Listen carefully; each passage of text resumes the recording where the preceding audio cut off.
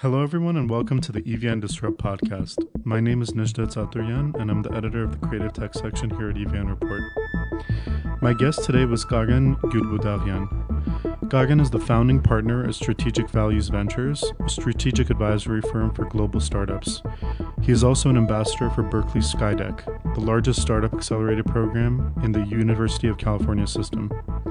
We spoke about what it takes to build a thriving tech ecosystem and how Armenia can be the regional hub for linking ecosystems from this part of the world with larger ecosystems such as California and Europe. Thank you for listening.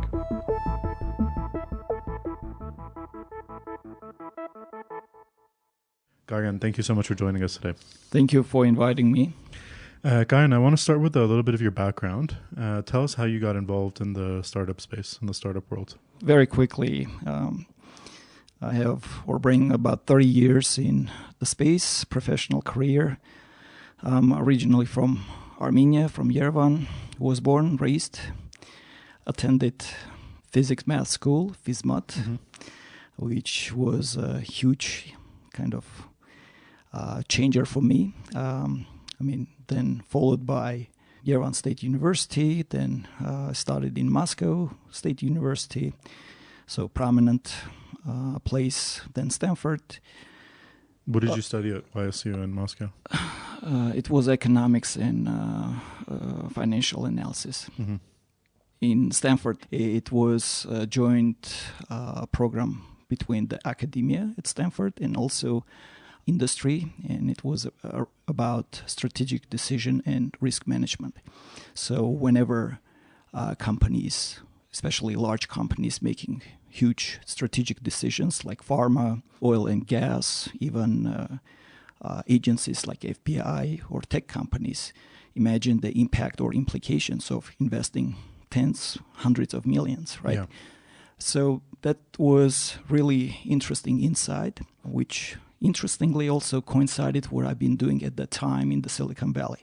So most of my career, pretty much, I spent in the US, working for the government, big consulting, then high-tech, multinational corporations, and also small businesses, startups. So with startup world specifically, since we're going to talk about this, I was involved from very early days, even from 90s, then 2000s, throughout my career in different capacities. And overall, people tell me my experience is quite unique, even for US standards. It's all around, as I mentioned, but the unique part, what I consider, is like being in different shoes, right. Being pretty much in everyone's shoes, from cross-functional, cross-discipline, being, developing policies, for example, tax, business policies, enforcing those policies in different times, different places, structuring major deals, negotiating those deals, changing legislations at the state and local level, even helping, driving strategy for data centers at Yahoo.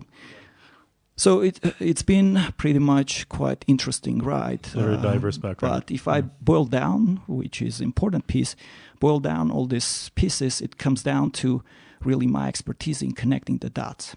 Like seeing the same facts, seeing different aspects, sometimes adding new, but connecting the way which creates something sometimes unique.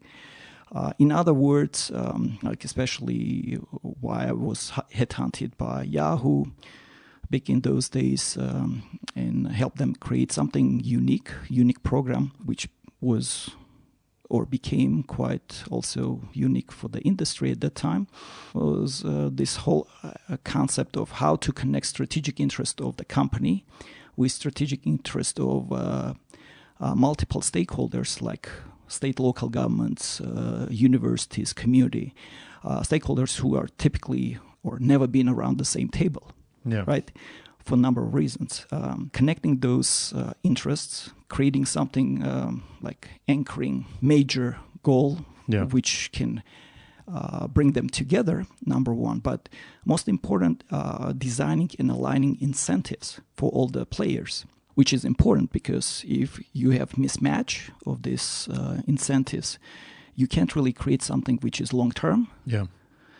Sustainable means all the parties win at the end, and it's flexible. Flexibility means you can't predict the future. Right. And what I'm dealing with all the time is embracing uncertainty, because we are on the forefront of different aspects, creating new programs or new opportunities, and we'll talk about this when I come down to my collaboration with Skydeck. You can't really predict the future. At the same time, all the players have specific controls or mechanism in place how to act or how to interact when things happen. Right? So that's what I've been doing. In other words, that means creating ecosystems, tech ecosystems, entrepreneurship and innovation ecosystems.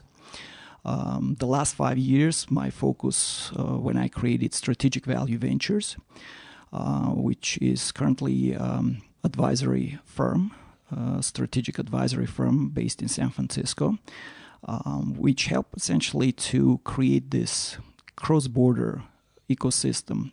In other words, a bridge between Silicon Valley and specifically Armenia, which was essential to spearhead all the changes in tech ecosystem in Armenia. When was this founded? So we're talking about 2017, about 5 years ago. History goes, at the time I finished my mission with Yahoo, and I was really deeply thinking about what is the next big thing I want to focus on.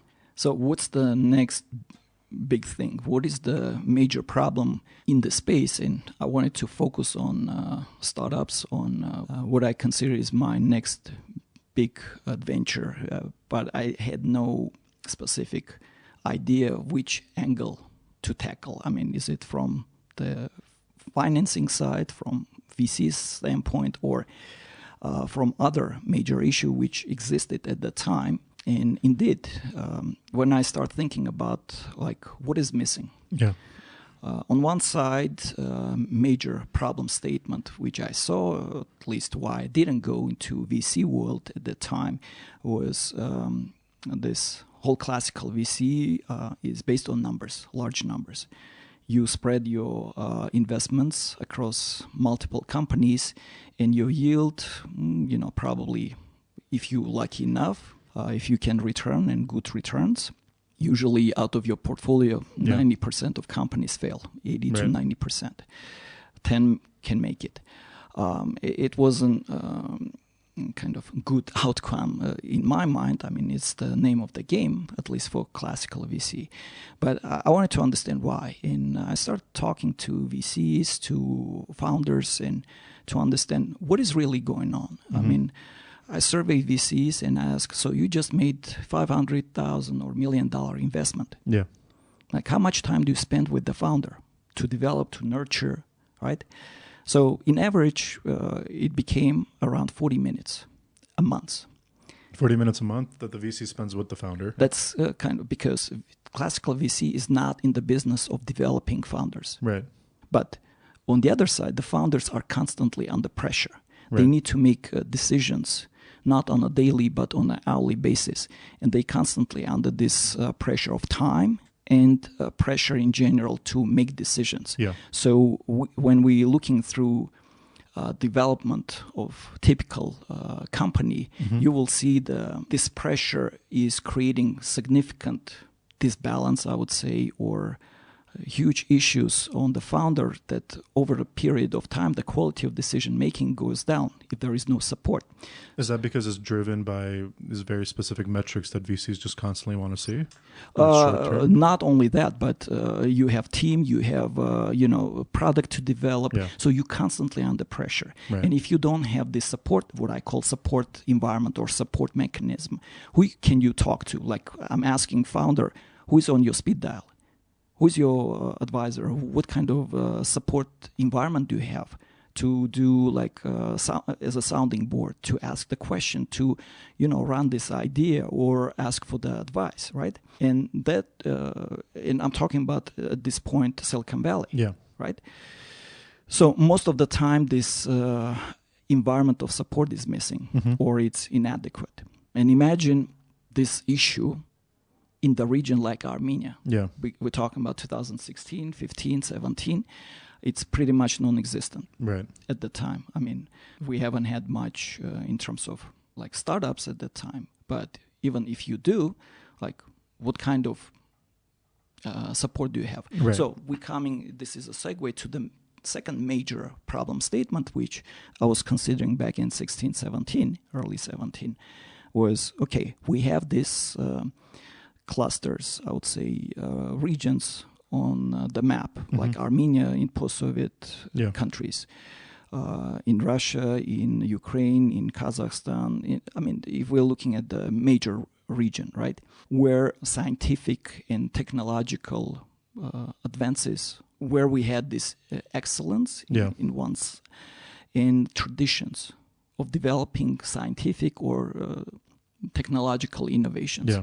So Armenia is definitely one of these major centers. I mean, we had a major setback in 90s and early 2000s. Nevertheless, we have expertise and we have still these traditions. And when I say traditions, means this tribal knowledge, which is transferred from grandpa to son to grandson. Yeah. Or from friends and so on, right? So this knowledge, this support mechanism. Yeah. So what we never had, at least over the last 100 years plus, right? We haven't had this tradition and expertise to build global companies around those innovations. Right. That scientific activity was done in universities and academic settings and wasn't commercialized. Right. But you don't have anyone who really successfully built companies around those innovations, sold kind of globally, and runs those, which pretty much existent in the Silicon Valley, but non-existent in this region, right? And we're not talking about just Armenia. We're talking about large region. Yeah. So because of that, those companies, startups, or ideas are not visible in the Silicon Valley. You created some tech, right. Like technology, yeah. but you're not visible in Silicon Valley. They don't see you. You're talking about from Armenia. No, from Silicon Valley, they don't see those opportunities in Armenia. Oh, okay. Got it. Yeah. The second problem why they don't see, they may be familiar, but they can't really work with them because of the big differences in mindset, culture, business culture. So what is prevalent in Armenia, in the region, is the lack of business acumen, business culture, especially when we talk about global. Yeah. And again, these are the major, another fundamental problem for Armenian, for example, startup or company to enter U.S. market, for instance. As a matter of fact, of any company from outside, from any region, right? It's a lack of trust, reputation, and credibility. When you arrive to the U.S., you want to raise money, you want to start a business or connect with customers. Beside the issues I, listed, there is this, they don't know you. Mm-hmm. They don't trust you. Right. You don't have any credibility. Why you? What kind of, track record do you have, right? What kind of mindset do you have, right? And that's something you cannot really solve very quickly. It requires time, money, and definitely some other support mechanism and support environment. So for all these issues, and I'm looking at this back in 16, and I'm saying, how can we solve this? Mm-hmm.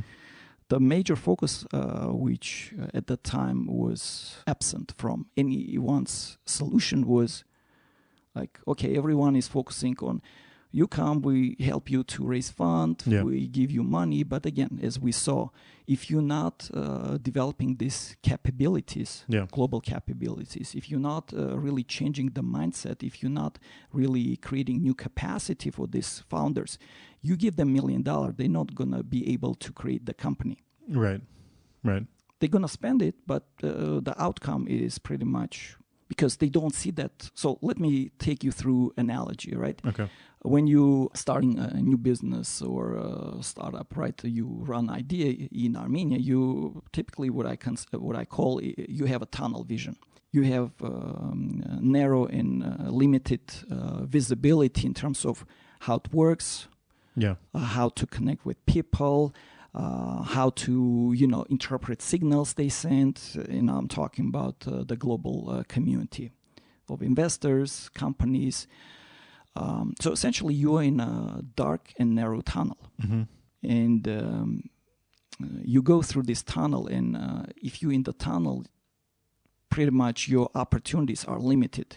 So, idea of like how can we take them out of this tunnel to see the entire and huge, broad horizon with all the colors and shapes and opportunities that exist on the world stage, right? How to make it happen. So that was the major, I would say, problem statement and the idea. And again, no one really at the time was focusing on this psychological, emotional aspect of how to transform the mindset. So to solve this problem, and we're coming to the point of our connection with, my connection at least, with Berkeley Skydeck. So as a background, University of California, Berkeley, like many other top universities. Yeah. And UC Berkeley is the top university in different rankings. As a top school, I think it's the number one ranked public university in the world as well, or at least in the United States. Yeah, in the past, and now it's number one based on different rankings, period. Yeah. They also number one in terms of how many founders came out of the university. Stanford is the second.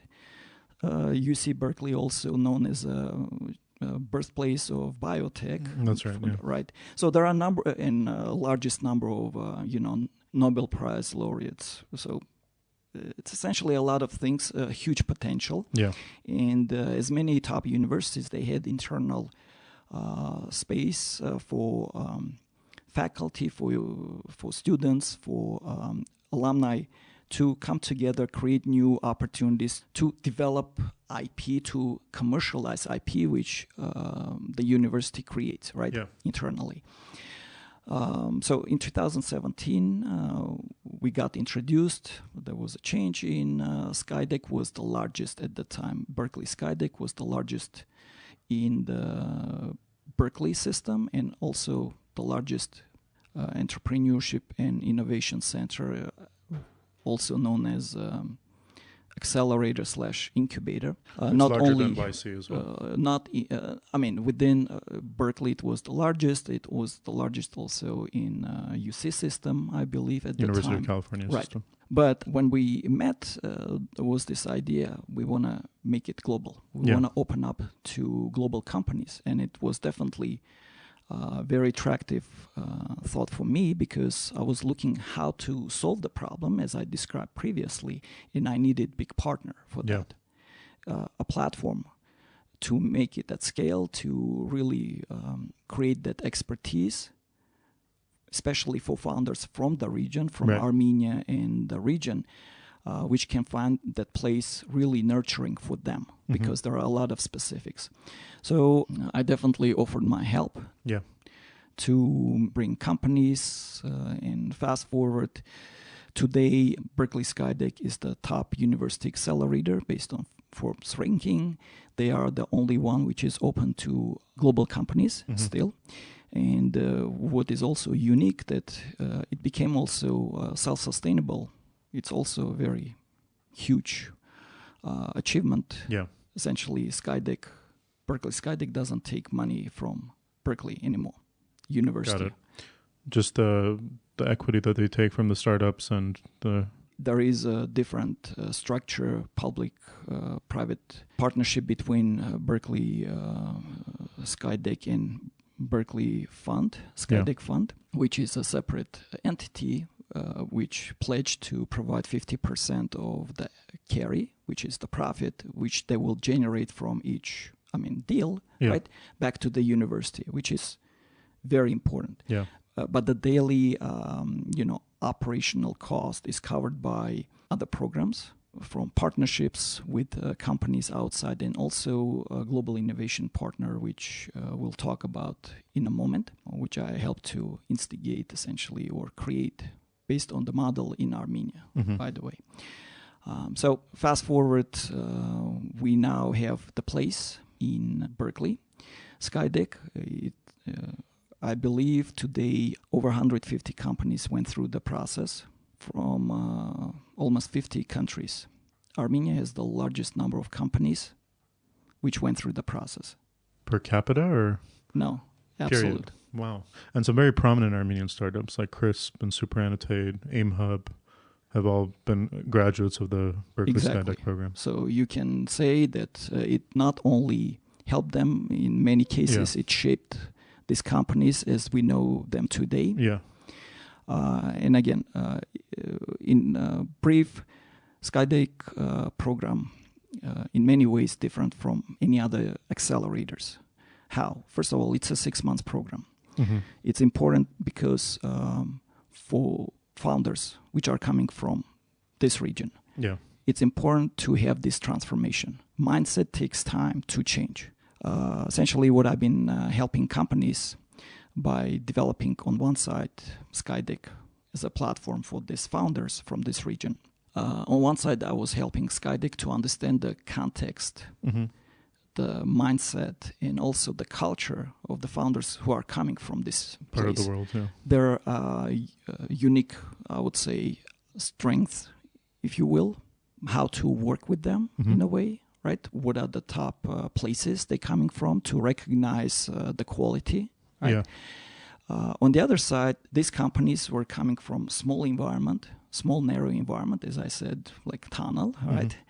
I was helping them to become or to place them in larger, intense and condensed environment. Imagine the place where for 6 months you constantly talking to tens and hundreds of top experts from different industries, different parts of the world, which are connected or gathered around UC Berkeley and UC Berkeley Skydeck as a community, as an ecosystem, right?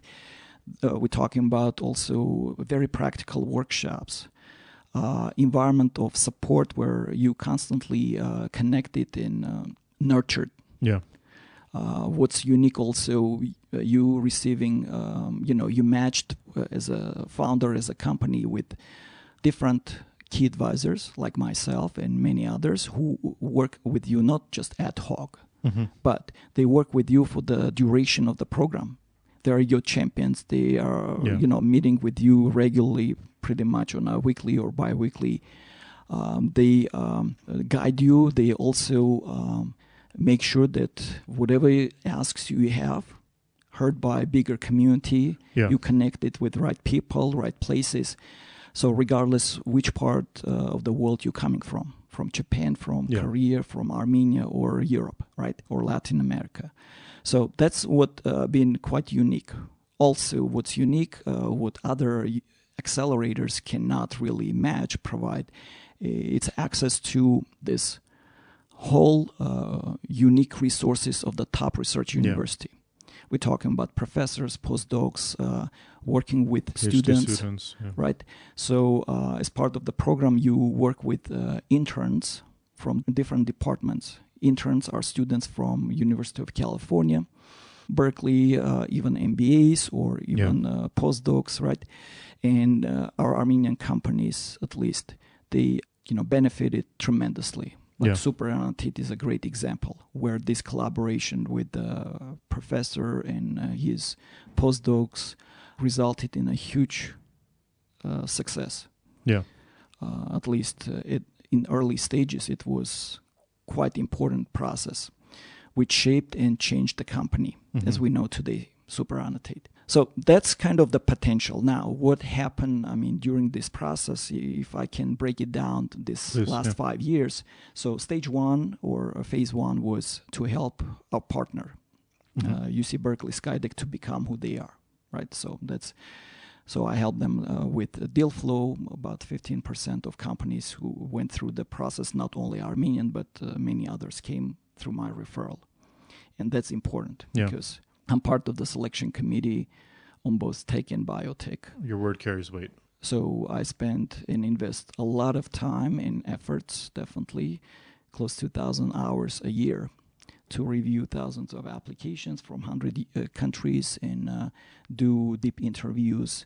Also to work, as I mentioned, as a key advisor with companies who are part of the cohort and GIP programs.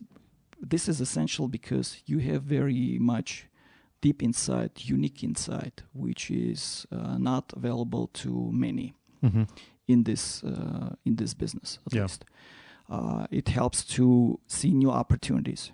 And one opportunity which we jointly work with Skydeck, back in 2019, one aspect which I shared with, or one insight which I shared with Skydeck was, look, we're no longer in the business, as I stated, of accelerating individual companies anymore, or only.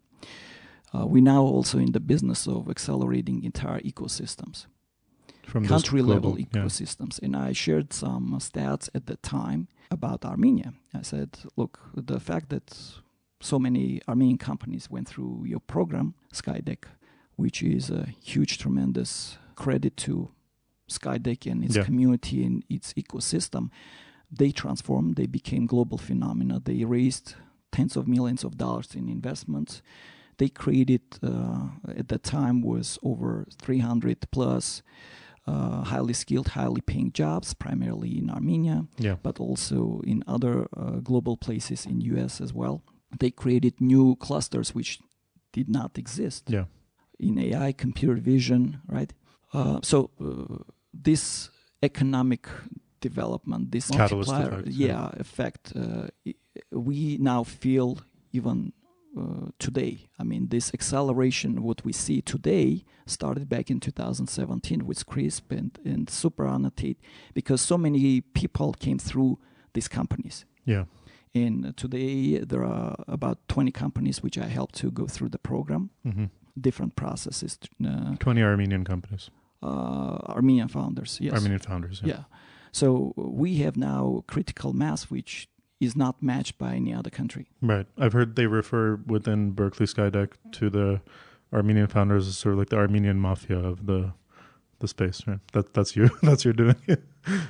Yes, I heard these anecdotes. Like you created Armenian mafia. But jokes aside, what it helps to do, it creates really, success of Armenian companies led to success of Skydeck and vice versa, right? Right. Number one. Number two, it showed a huge impact on the country where they came from. They no longer just local Armenian companies. They are global companies based in Armenia developing their, and that's unique as well, by the way, for many countries where founders just ready or want to leave the country. In our case, in this case, these companies, these founders wants to live here. They want to raise families here. The lifestyle, they love it. But at the same time, they are global phenomena. They sell globally. They understand the language of global business now. So many hundreds of employees going through the process, through the company. They even if they leave, they now learn some new business skills. They had exposure, global exposure. They are, now promoting the Western style thinking. Right. So it's quite important because that leads to new new generation of ideas in companies. And as a development of this ecosystem within these 5 years, you can see that the founders who started 5 years ago, they now, investors as well. Right. Like Big Story is one example, which in case of, for example, CRISP and a few others, they're not just creating company, they're sharing their experiences, they're sharing their do's and don'ts, in a sense, right, with the community. And this is how we have now traditions and new expertise in place, and also critical mass, as I said, which, again, in many ways ahead of many countries in the region. So if we look at the region, because I can see from standpoint, being also part of the selection committee and processes which I see in the Valley, Silicon Valley. What do you consider a region to be? Region is quite large. Is it the post-Soviet space, or is it Eastern Europe? No, it's beyond just post-Soviet. We're looking at post-Soviet, Eastern Europe. We're looking at Middle East also. Okay. I'm not looking at Israel as for sure, but some countries in Middle East, definitely developing their own ecosystems. And in that sense, Armenia has a huge potential, which they don't. They don't, it's just there are factors which can help Armenia to develop in a different direction, in faster direction. So when you're evaluating the long-term impact that some of those companies that have gone through Skydeck are going to have, is it possible that in the next generation of startups that are built and developed, that are largely coming from maybe people who have worked at these companies, will they be able to be more independent of these large global accelerators such as Skydeck? Will that expertise then exist in Armenia so that they can get it locally, or will they still be reliant on the California ecosystem? Right. So this seemingly simple question has several kind of parts. Yeah. I guess my question is, what do we need to build here in Armenia so that we have both? So if I describe again back to like what happened over the last 5 years, on one side I help my partner, place, and I believe in the program which we started or still in development at Skydeck, because it's still the only place, the only platform, not only for Armenia. I mean, it remains the single place for the entire region, this region, which, especially for Armenia, which consistently every year produces or kind of takes Armenian founders through the process. Yeah. And thanks to that, we now have, again, something which creates and builds new capacity and capability within the ecosystem in Armenia. That's number one. Yeah. So the second phase was to take to Skydeck early stage companies, startups. Yeah. The third phase for me was to expand this to companies which are more mature. Right. They like may or may not be a startup in a typical sense. Mm-hmm. They may have large revenue. They may have even teams of 100+ people, right? Nevertheless, they have the same fundamental problems as small startups. Yeah. Number one, it's talent development. Yeah. The opportunities are limited, and Skydeck provides really huge potential for these people to, again, go through the program, transform, to see global opportunities. Because if you're founder, if you top management, right, you can act and you can build the next level of your product if you see or connect it with the processes on the global scale. Mm-hmm. You understand how investors think. You understand what specifics are in the enterprise, which you may not have in your local market. Right. Yeah. And you know about them typically from either listening or some general conversations, but you don't have insight from the experts who've been in that business for 20+ years. And this is where, again, the network of advisors and who are supporters of Skydeck or that ecosystem come in place. So that's all these pieces were done to this point. My major, I guess, even back in 2017 idea, this big North Star essentially, was how we can create in Armenia the capacity and capabilities to build the base, the hub for the entire region. Right. So Armenia is the place where you have... that expertise is there. Right. So you essentially like the processing place. Yeah. You're no longer just a resource place, but you help these companies from any country in the region to come and, raise their bar, essentially, to go through the program which is done in Armenia, use the resources, services in Armenia, which representatives from region, to be able to connect with the global network. And it's very much essential and possible to do in Armenia, connect that network. So they are working with companies in Armenia. So all that, something which this year I'm working on and talking to a number of interested parties in developing this whole mechanism, structure and mechanism of partners, and also raising funding for that. Yeah. So in a way, Armenia can serve as, maybe I won't frame it correctly, you'll correct me, it'll sort of serve as what Berkeley Skydeck is able to do in California as what Armenia can do for this part of the world. for this region. With the help of Skydeck. With the help of Skydeck, yeah. Yeah. So with help of global players. essentially, I want to. I see this as again expansion of our partnership with or collaboration with Skydeck to not only bring the name but their network expertise, the program, which helps both sides. I mean, on one side, it helps to raise the bar and create a new pipeline of great companies, which can go to Berkeley or now even in Milan, where we really created new center of excellence for Skydeck Europe. So I'm looking to create that place in Armenia, which can serve the region. Mm-hmm. How important is the role of the university in that ecosystem? Huge. Yeah. It's huge. I mean, if you understand the potential of the university, right? And university has some resources and even, I would say, the aura. Yeah, the environment that it creates. Yeah. Sometimes I compare, for example, Berkeley Skydeck is a Saturn. University, UC Berkeley, is a planet. Big.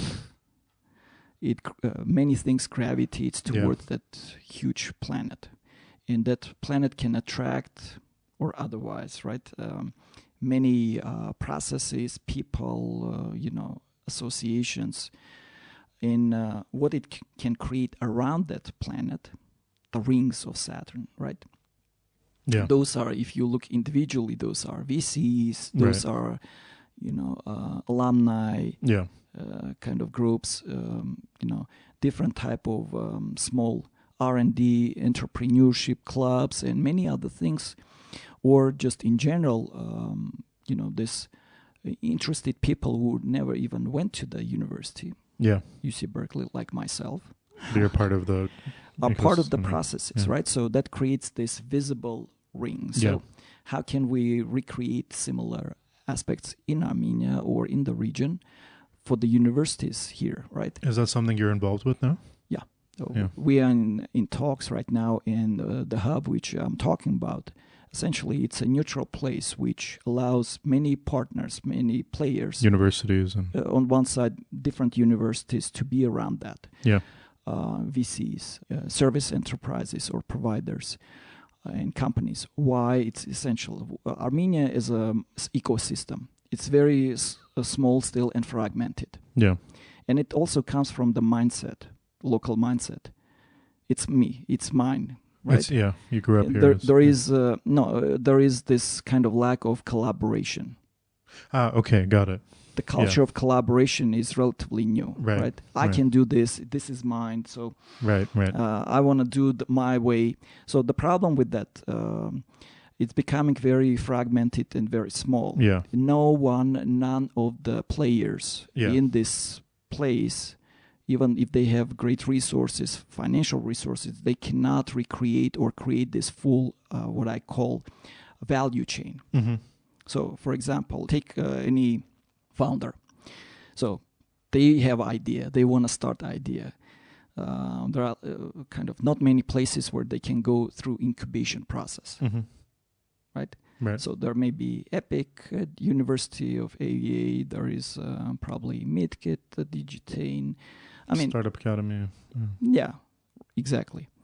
At Hero House. So there are not many places they usually can go. But if they go through the process, what's next? Right. And it's not just one step. There are multiple steps which needs to be connected. So first of all, the founder wants to see what's the path for me. Yeah. Like, if I go through this, where would I end up?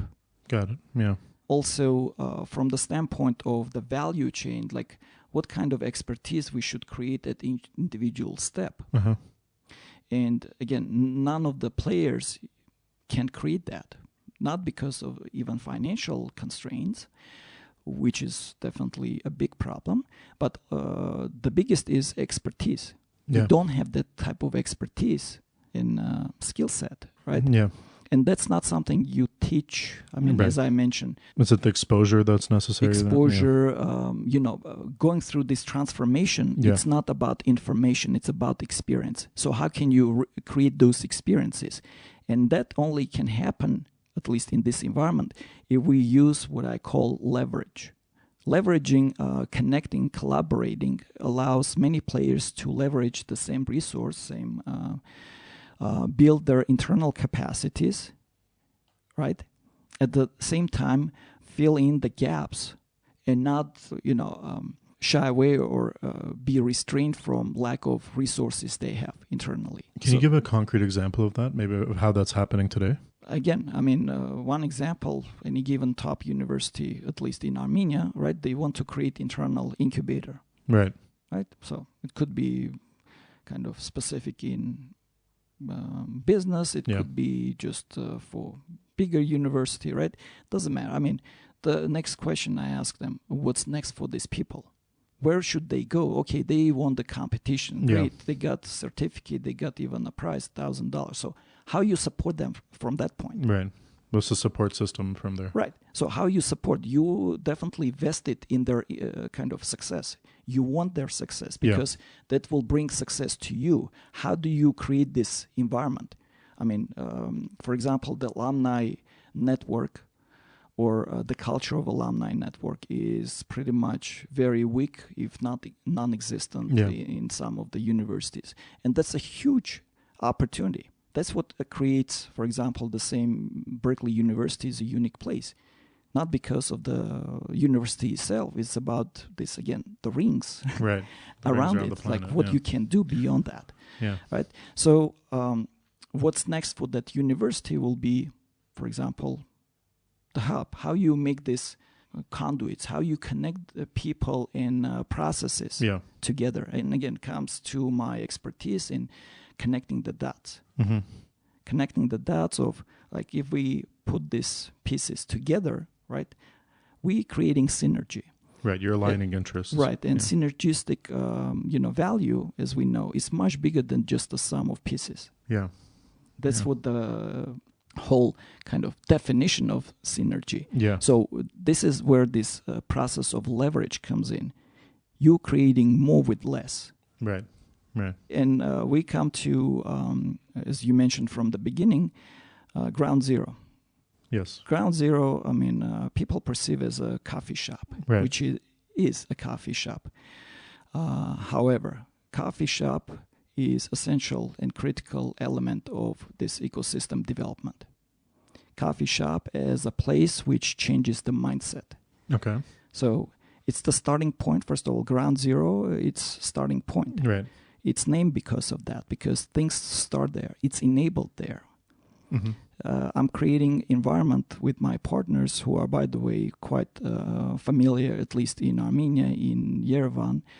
With the Armenian cafe space. And right. Coffee shop space. Yeah. So I partnered with founders, two sisters, Kima and Sona, from Aperitivo. Uh-huh. And I've been watching and kind of definitely observing the place as one of also cultural phenomena or places and consistency and experiences which they went through and what kind of the changes they bring to the place. So it was definitely a great way to connect partner and do something quite different at a different level. Yeah.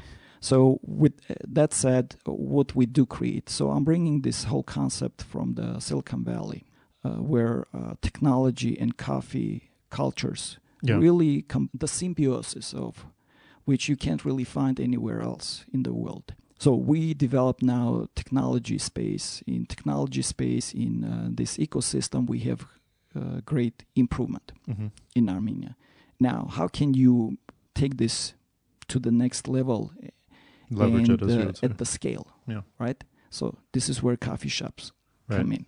Coffee shop, so the whole culture of deal making in informal environment where things over the hundreds of years been created. Yeah. It started in coffee shops. Even the first venture deals been done in coffee shops back in London, in coffee shops, or where you send ships to India, for example. Essentially, it's a high-risk venture. Right. You invest in that venture. You don't know if that ship will come back or not. Right. But when it comes back, your profit could be 100 times. Right. And this is the Just like classical startups. definition of VC. And it's been done in coffee shops. Yeah. Right? So taking this to the Silicon Valley, what's unique, the spirit of this startup, of risk-taking, of pushing the envelope, which is present, what made the Silicon Valley, Yeah. right? It pushed the coffee, the specialty coffee, high-quality coffee, culture to completely different level. Yeah. I do coffee tours Mm-hmm. in San Francisco. And idea was to take founders and international delegations over the last 10, 15 years, which I've been doing this, not only taste a great coffee, Yeah.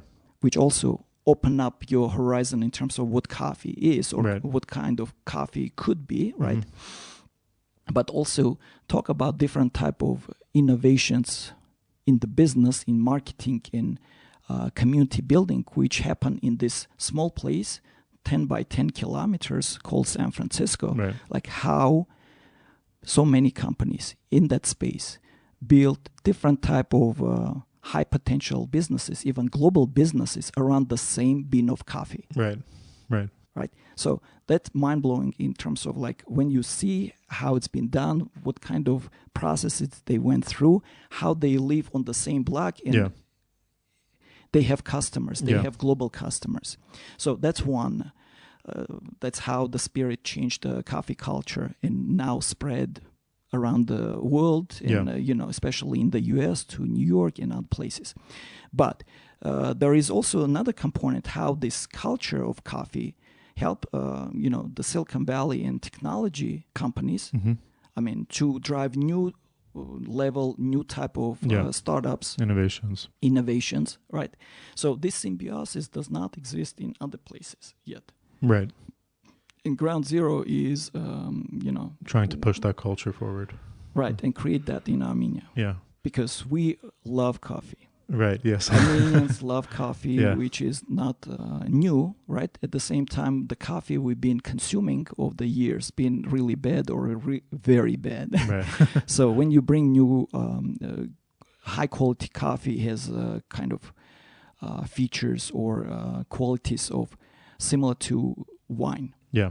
We know how wine culture, been driven by several people, changed Armenia, and now what we have. Yes. And Ground Zero station, or kind of founded on Saryan 1 Street in Yerevan, is kind of perfectly situated in the place where, wine culture started, and have similar qualities of wine. Yeah.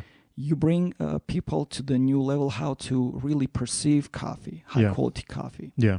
I have a question about the impact that this startup culture and tech culture to a greater extent has on the overall business culture of certain communities. So I've spent some time in San Francisco, and every company you see operating in the Bay Area, whether it's a shipping company or a cafe, has the same sort of DNA and look and vibe to it. They all operate like they're a high-growth tech startup. At least that's how it looks from the outside. Do you think with the startup ecosystem maturing and accelerating in Armenia, will that, or maybe how can we have that sort of trickle out to other sectors like, I don't know, winemaking or fashion industry, etc.? Like, how do we export that culture? So, or am I right that does that happen when you have a strong startup ecosystem, or is San Francisco just a unique corner of the world? So you mentioned about the culture again, going back to why, for example, what Ground Zero tries to do. Yeah. Right. Ground Zero is not for techies only. Right. Yeah. Right. So it's about bringing new culture in terms of what kind of opportunities are out there. Yeah. You could be in different type of businesses. You could have completely or kind of non-existent connection to tech world in general. You probably never heard of companies we just talked about, right? It doesn't matter. You come there to change, expand your mindset and see what else is going on. There is some sort of energy and spirit in this place. How you perceive coffee, food, and how people connect to each other. And this is what opens up your kind of, you may be expert in agriculture. Mm-hmm. And this allows you to kind of step back and look at your space, from a different standpoint. This is where new ideas start developing, right? So you may get together with a techie guy who has something, or just some even outsider, tourist, right? You start conversation, and there is this exchange of information and experiences, right? And suddenly you come to realization, hey, I never heard of this, right? Interesting. Can I combine this and this and this in my world? So this is how innovation starts. Innovation is taking the same information, right, or available information, and putting together a different way. Or connecting differently, right? So this is how I see not everything you kind of create for the first time.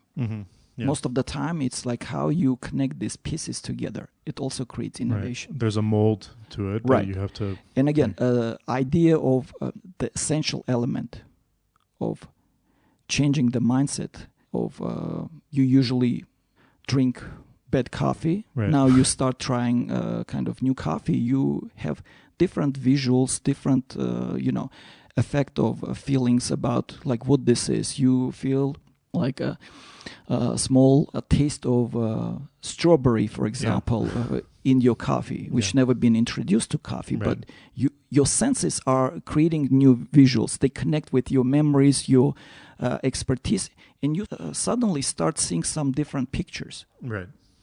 Yeah. Right? Like perceiving the world around you. I mean, definitely it's a process. It's not just one day, one time. However, I'm creating this analogy to say this is the starting point. Definitely not enough to make everything we talk about. But people usually are good with something. They have some capabilities, qualities, expertise. They just don't see how they apply in different disciplines, in different places. Now you expand this horizon. You're saying this place is for anyone who is interested to come back repeatedly, to grow personally or professionally. Right. Ground Zero is not the place only for startups, new startups. Yes, by the way, right, I spend time meeting with community, and it's not just for techies. Right. Yeah. If you have something to talk about, let's come. I have the coffee hour. Coffee hours, It's a fantastic initiative you're doing. Yeah, the idea is, hey, maybe I can give you some perspective which can help you. Yeah. You never know when it will come back. Many times new ideas take time to process, to bake inside you. To connect with you internally in your experiences, which you may not have at that point. I had many cases when founders came back to me and they said, Karen, what you told us like a year ago just resonated with me. I just realized what the value is.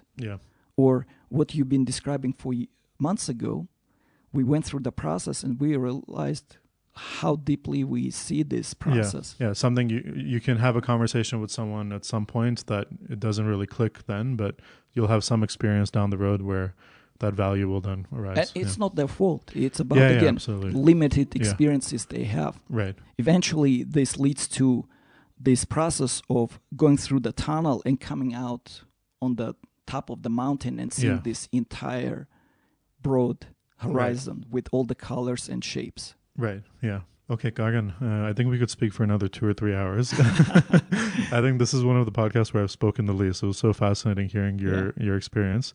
Let's finish with our last question. Where do you hope to see the Armenian tech ecosystem in the coming 5 to 10 years? What hopes do you have for it? Definitely not only hopes, but at least the efforts are in that direction. Yeah. Again, if I consider my experience and expertise, which been developed over the shape in different parts of the world and over the last 30 years, right? To take and create what the next mission is, at least. And if you look at my career path, you see a very clear pattern of 4 or 5 years every time. Work with the government, you know, consulting, working with large multinationals. And that experience was really rich. I mean, taking companies to IPO like Tesla, doing M&A, doing digital transformations with top names in the Valley. That's great. Yeah. So every 4 or 5 years, I'm asking, what's the next big thing, right? And it's clear to me that the success, which was done primarily, as they put it, single-handedly on my shoulders throughout, the last 5 years. I definitely want to expand the success stories. Yeah. Take them to the new level. And most important thing is to institutionalize it. Mm-hmm.